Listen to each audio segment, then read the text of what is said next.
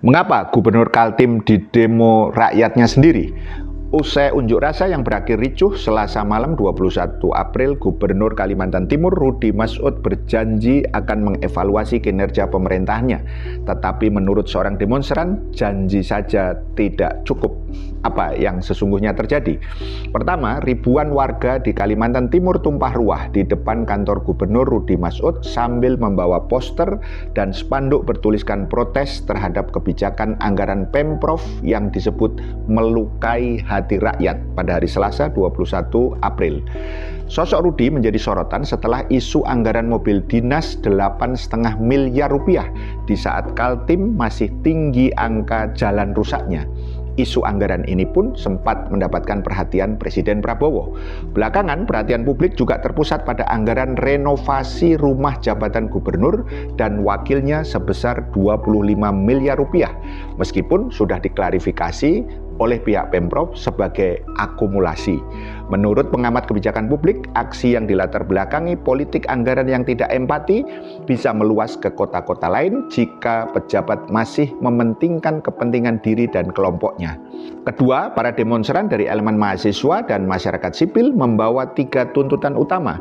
Pertama, evaluasi kebijakan Pemprov Kaltim. Yang kedua, menghentikan praktek KKN. Dan yang ketiga, mendesak DPRD mengoptimalkan fungsi pengawasan. Massa berkumpul sejak siang di luar kawat berduri yang melingkari bangunan kantor gubernur yang ruang kerjanya baru ditata ulang dengan anggaran 8,2 miliar rupiah. Anggaran ini termasuk dalam daftar kebijakan yang kontroversial. Yang menyakiti kita bukan kawat duri, yang menyakiti kita adalah kebijakan yang tidak adil, kata seorang orator dalam aksi tersebut. Ketiga, pemicu utama demo mahasiswa dan rakyat Kalimantan Timur terkait kebijakan Pemprov Kaltim yang kontroversial, setahun setelah kemudian terpilih menjadi Gubernur Kaltim, Rudy Masud dari Partai Golkar kerap menjadi sorotan publik. Sejumlah kebijakan Pemprov Kaltim yang kontroversial menjadi pemberitaan media lokal dan nasional.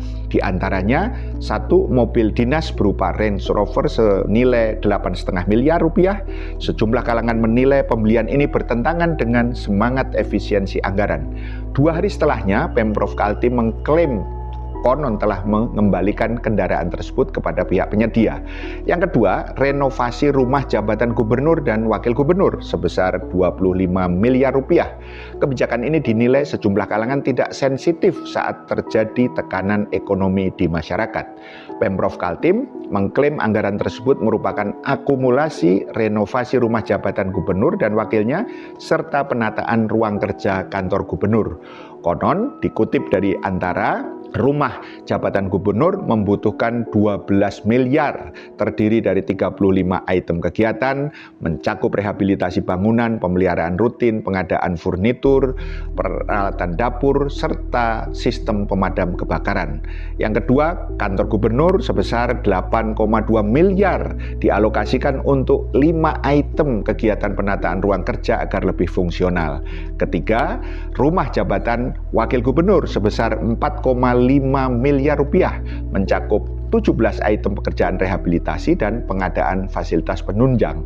Hal kontroversial lain yang menjadi sorotan media lokal adalah anggaran untuk tim ahli gubernur hingga dugaan praktik dinasti politik.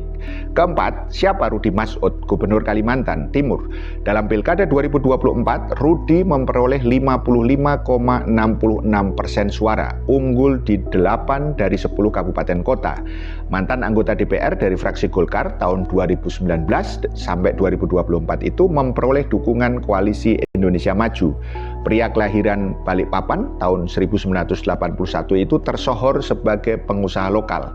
Rudy punya usaha di bidang transportasi, distribusi bahan bakar, galangan kapal, sampai jasa maritim.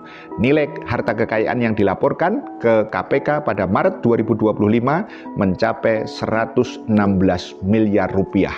Rudy dikelilingi keluarga yang punya jabatan penting di wilayah kekuasaannya. Kakaknya, Rahmat Masud, adalah wali kota Balikpapan. dan Hasanuddin Mas'ud sekarang menjadi Ketua DPRD Kalimantan Timur. Saudarinya, Sahariah Mas'ud juga memperkuat blok legislatif keluarga yang menjabat anggota DPRD Kalimantan Timur. Adiknya, Abdul Ghafur Mas'ud, pernah menjabat sebagai Bupati Penajam Pasir Utara, lokasi inti dari Ibu Kota Nusantara atau IKN. Tapi ia ditangkap KPK dengan tuduhan menerima suap miliaran rupiah dari kontraktor untuk mengatur proyek infrastruktur dan perizinan. Sarifah Suraidah, istri dari Rudi Mas'ud, pun tak kalah penting posisinya. Dia menjabat anggota DPR dan sekarang duduk di Komisi 6 DPR di Jakarta dari fraksi Golkar. Kelima, bagaimana masa depan Rudi sebagai Gubernur Kalimantan Timur? Demonstrasi rakyat itu adalah ekspresi kolektif kekecewaan publik Kalimantan Timur, terutama terkait politik anggaran yang dianggap tidak memiliki empati dan standing yang jelas terhadap publik, kata pengamat kebijakan publik Herdiansah Hamzah. Namun itu juga bukan faktor satu-satunya, karena DPRD tumpul karena ada relasi kekeluargaan yang kuat antara ketua DPRD yang notabene adalah kakaknya gubernur. Jadi makin geramlah masyarakat itu, katanya. Akankah nasib Gubernur Kalimantan Timur ini akan bertahan dengan pundi-pundi kekayaan pribadi yang begitu gendut, dikelilingi sanak keluarga yang memiliki berbagai jabatan kuat di eksekutif dan legislatif, di pusat dan di daerah? Masihkah drama demokrasi ini akan terus terjadi? Biaya politik yang mahal yang ditanggung oleh para kepala daerah dalam pilkada tentu, suka atau tidak suka, harus dibayar dengan dugaan korupsi anggaran dan korupsi kebijakan untuk biaya balik modal plus rente keuntungan.